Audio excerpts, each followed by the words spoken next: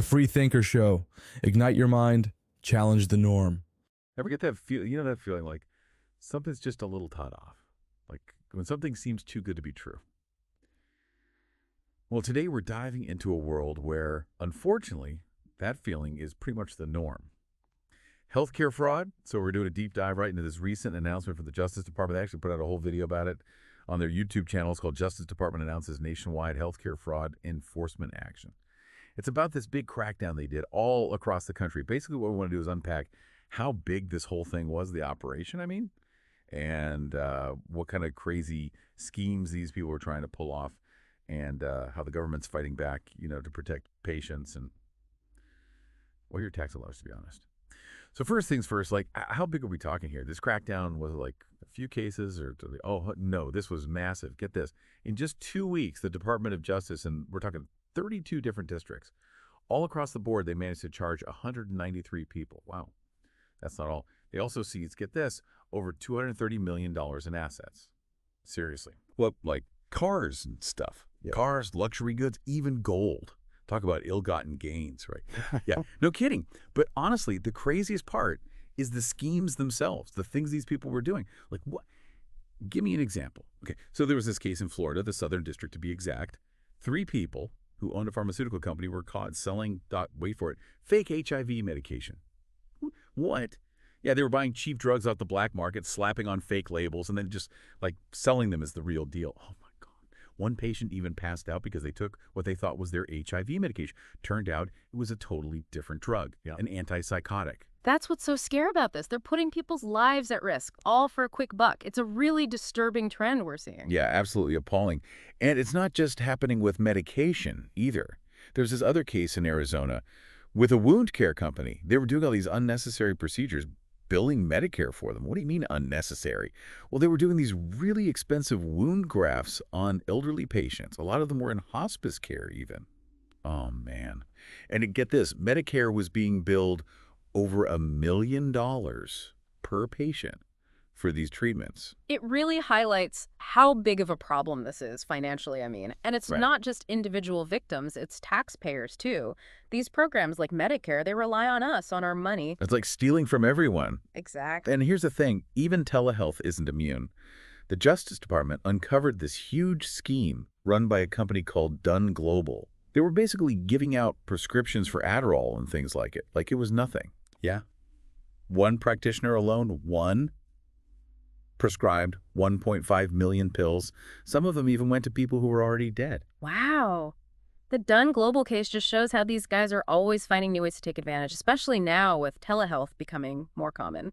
It's kind of scary, actually, to think that telehealth, which could be such a good thing for so many people, could also be used like this. So it sounds like the Justice Department is really on it though, right? Oh, absolutely they are. They made it crystal clear that this isn't a one-time thing. They're in it for the long haul. In fact, they've got a whole plan, a 4-pronged approach, they call it, to really tackle this problem. A 4-pronged approach. Okay, so break that down for me. What exactly are they doing? So, number 1, and this is huge, is protecting patients, especially the most vulnerable ones. They realize that this isn't just about money. There are real people being hurt by this. People who rely on the system to work, Yeah, of course. It's easy to forget that when you're talking about millions of dollars and these big schemes. But at the end of the day, it's people who get hurt. Exactly. And that ties into the second part of their approach, which is protecting those taxpayer-funded programs like Medicare and Medicaid. Those programs are lifelines for so many people, but they can only work if they're not being drained by criminals. Right, so making sure the money actually goes to the people who need it, not lining some fraudsters' pockets. That's the idea. And then third, they're really focusing on holding people accountable. That means actually prosecuting these criminals, taking away their assets, and making sure the punishment fits the crime. Yeah, because if there are no consequences, what's to stop them from doing it again, right? But some of these schemes are getting pretty sophisticated, like that Dun Global thing. How can they possibly stay ahead of it all? Well, that's where the fourth part of their plan comes in, data. They're using data analytics to spot trends, red flags, anything that looks suspicious. Really?